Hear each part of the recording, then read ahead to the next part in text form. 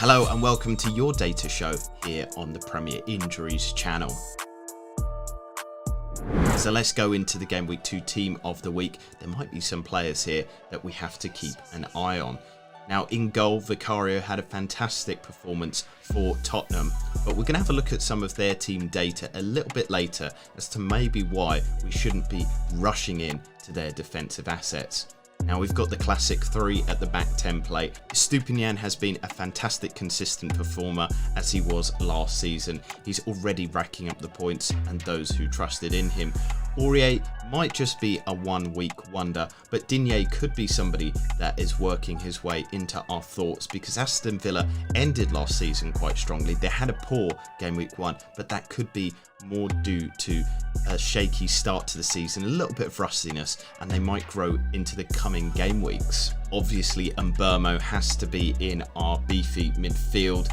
He's looked so good so far this season, and it seems like Brentford have really adapted for life without Ivan Toney. But Solly March is in there too. He's somebody that maybe has shocked the community a little bit.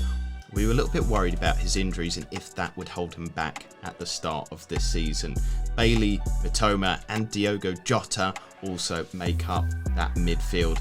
And then up top, we've got Johan Wissa and Mikel Antonio. And so I do want to talk a bit about Solly March. He is our differential of the week, 9% owned. He's already had a little bit of a price rise as people who were a bit worried about that injury at the start of the season have been placated, as we can see that he is fully fit and fully firing.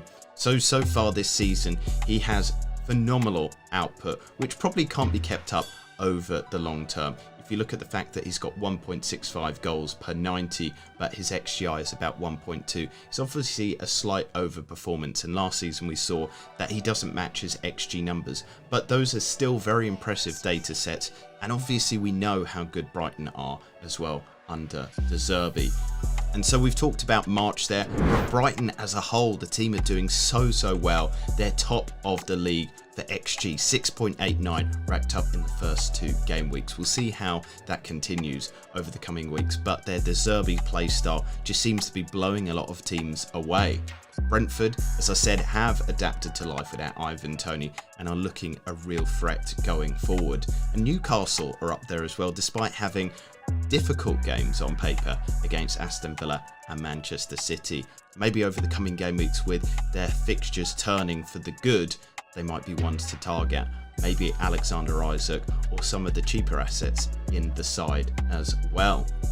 Aston Villa also turned it around this weekend, having a much better result, and Liverpool are quietly bubbling under the surface with some good attacking data like they did last year, but we'll see if they can turn things around because their defence is still letting them down.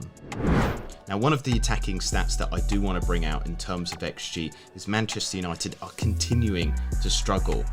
The trend, which will worry a lot of people, is that they underperformed XG last season and they're still underperforming. It's only 2 games, but it doesn't seem much has changed. The personnel brought into the team don't seem to have improved the situation. Obviously, Rasmus Højlund is injured at the moment, but even he underperforms his XG data, and one has to wonder who is going to put these chances away. Now, looking at the XG data for players so far this season, Mbeumo tops it. He's had a really good start to the season, and as I said, their Solly March is not far behind. He's looking great. But Mo Salah, a lot of people are unsure whether he is playing well or not. Well, he's in the top 3. He seems to be doing his consistent best like always. Hodgson, Edouard and Neil Maupay make up the top 5 there. Now, one of the areas that I think a lot of people do overlook, but it is XG from set pieces. Maybe some defensive assets, centre backs who might be overlooked. They could have some good clean sheet ability, but also if they have scoring on their abilities as well, then they could be good owns.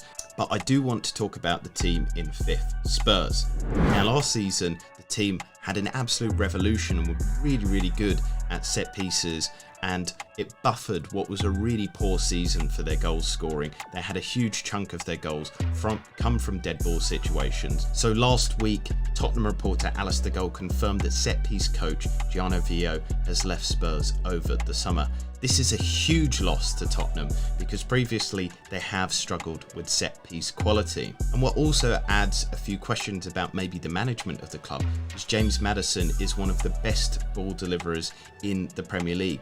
One would assume that they'd want to have a set-piece coach coupled up with his amazing ability. Now let's turn our eyes onto the back line with some defensive stats analysis. And it doesn't make good reading it again for Spurs, and this is why I mentioned about the goalkeeper at the top of the show. But Fulham really seemed to have problems. They had the highest XG conceded last season. They did really well, and it shows the quality of Bernd Leno in goal. But one would assume that they shouldn't be able to keep this up. They can't continue conceding loads and loads of high quality chances without having a negative effect on their output.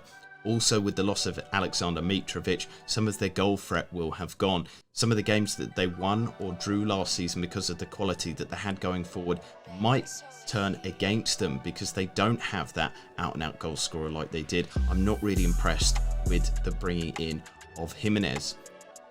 Aston Villa had a tumultuous game against Newcastle, and so that's mainly the reason why they're up there in second position. We'll have to see if they continue to be leaky at the back, but they were much better against Wolves. Spurs sit there in third as one of the worst defences this season, and this continues a bad trend that happened last season. Without major investment in some of those defensive assets at the back there, we have to ask, will Spurs actually be a good team defensively this season? In years gone by, they had some great attacking defensive assets and also plenty of clean sheets, but Postecoglou plays really nice attacking football, but it already seems to be at the detriment of the defence. They looked really bad against Manchester United and were unlucky not to concede, and they were so lucky not to lose to Brentford as well in the first game week. Next up is the worrying reading for Manchester United fans that their team has the worst shots in the box conceded data. They really are struggling. They're not looking good. The team look very disorganised, and they're lucky that they haven't conceded more. And then to finish off our analysis, we look at the big chances conceded, and Aston Villa are up there. Most of those came in that game against Newcastle, so we're kind of writing that off as a bit of variance. But Fulham, Spurs, Liverpool and Wolves are making up the five there. We've already talked about Spurs, but Liverpool must be worried as well. So many times in their recent games, last season and this season, they've just been very easily cut open by opponents, even after the tweaking of their tactics by Jurgen Klopp. We'll see if the team adapt, we'll see if they buy a high quality defensive midfielder, but at the moment, looking at Liverpool, they're not the reliable defensive force that they once were. So that is the end of this week's analysis. We'll be doing these every week, and we will be doing specials every so often as well to do big appraisals of the data, some trends in the Premier League, and we'll be getting guests as well. So hit that subscribe button, like, subscribe and share, and we will see you again very soon.